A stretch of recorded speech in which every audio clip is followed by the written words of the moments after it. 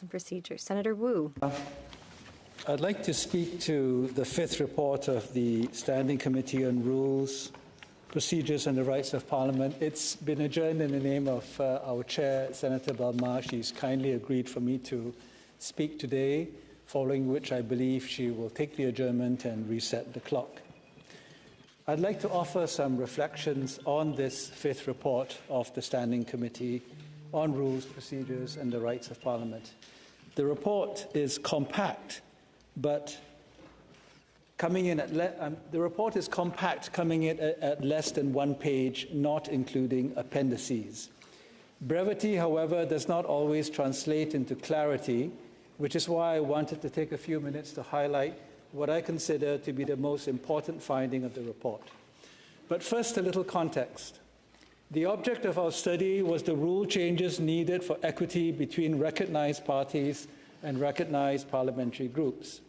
I had tabled a motion in February 2020 proposing a set of changes of the rules for this purpose, which Senator Tannis amended slightly in June, but the motion died on the order paper with the conclusion of the 43rd Parliament.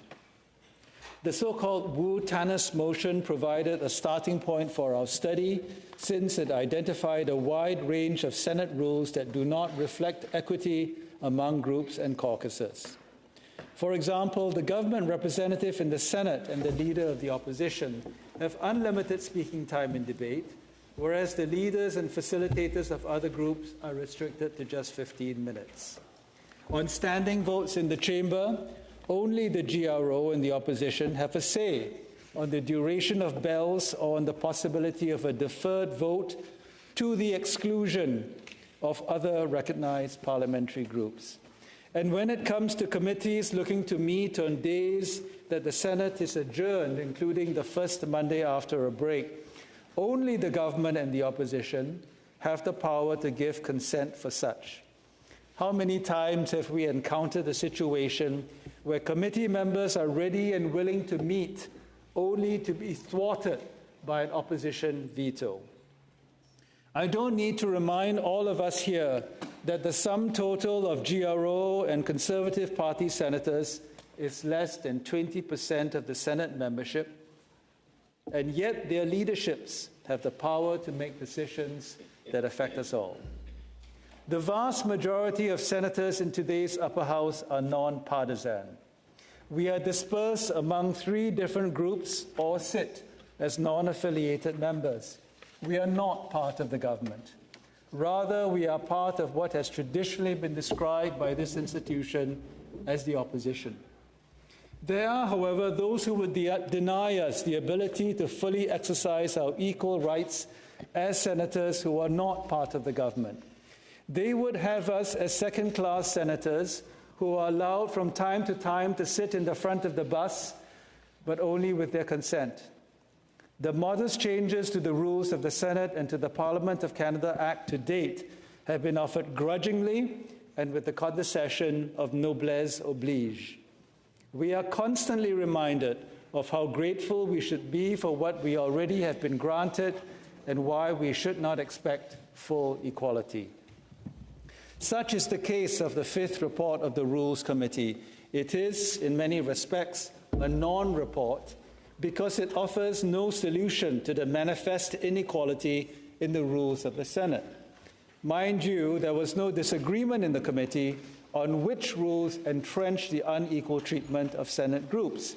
You can see for yourself in Annex 2 of the report.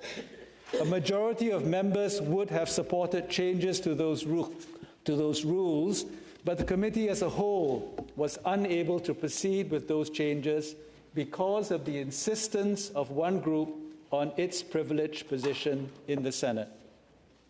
To quote the report, "The opposition in the Senate considers that its role as opposition comes with certain rights in the Senate's operating rules and procedures, whereas other recognized parliamentary groups consider that they should have the same rights as the opposition in the Senate's operating rules and procedures," unquote. To paraphrase, one group of senators thinks it should have powers that other groups don't have. I am, of course, referring to the Conservative caucus, which styles itself as the, quote, official opposition in the Senate, unquote, even though there is no such term in our rules or in the Parliament of Canada Act. The Speaker has confirmed as much in her recent response to my point of order. And yet, some Conservative senators continue to use the term. Indeed, the very senators who claim to be arch defenders of parliamentary tradition.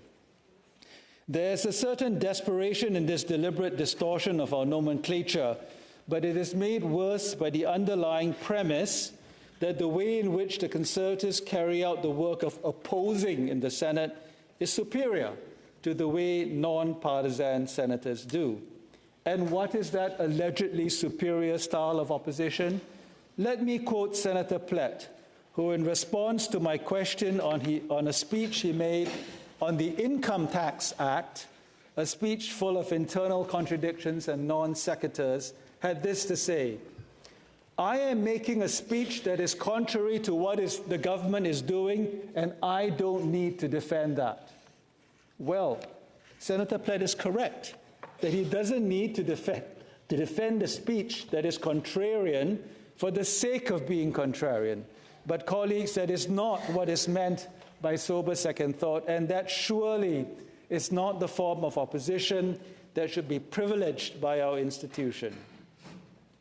The Conservatives pretend to be the true opposition in the Senate, but their goal in doing so is to become the government after the next election. That is, of course, the prerogative of political partisans, but it is not reflective of today's Senate of Canada, which consists overwhelmingly of non-partisan members.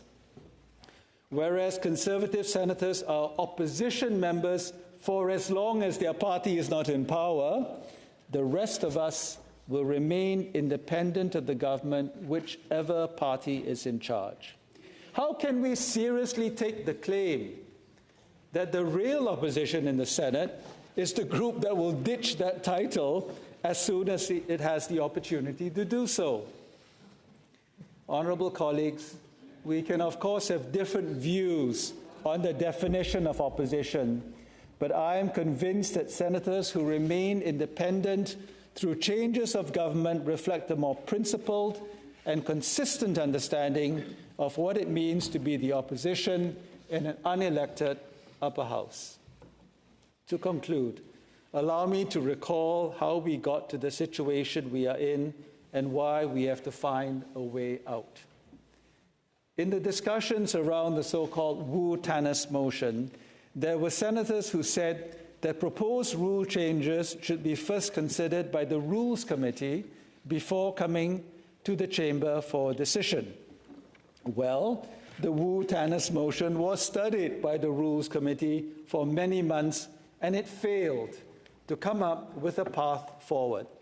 Not because most senators could not agree on the changes that needed to be made, but because one group of senators representing less than 15% of members does not believe in equity among all Senate groups. That is what it boils down to, and that is what I ask all senators to reflect on as we ponder next steps on how to bring about a fairer distribution of powers among Senate groups. Thank you.